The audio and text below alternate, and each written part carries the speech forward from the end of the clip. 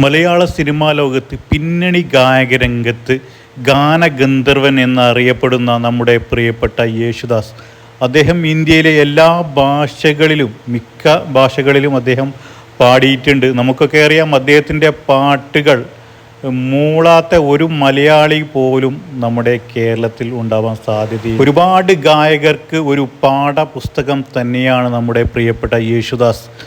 അദ്ദേഹത്തെക്കുറിച്ചൊരു ദുഃഖകരമായ വാർത്ത ഞാൻ പങ്കുവെച്ചോട്ടെ. നിലവിൽ അദ്ദേഹം അമേരിക്കയിൽ സ്ഥിര താമസമാക്കിയിരിക്കുകയാണ്. അദ്ദേഹം സിനിമയിൽ അത്ര സജീവമല്ല. അദ്ദേഹം പാട്ടുകൾ നിലവിൽ പാടുന്നില്ല.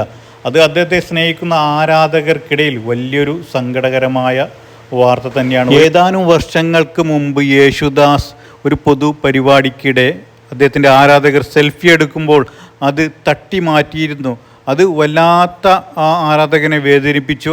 യേശുദാസിനെതിരെ വലിയ രീതിയിലുള്ള സൈബർ ആക്രമണം, യേശുദാസിനെതിരെ വലിയ വിമർശനവും കേൾക്കേണ്ടി വന്ന ഒരു സംഭവം കൂടിയാണ് അത്. യേശുദാസിനെ പോലെയുള്ള അനുഗ്രഹീത ഗായകന്മാർ ഇനി മലയാളത്തിൽ ഉണ്ടാകുമോ എന്നും സംശയം.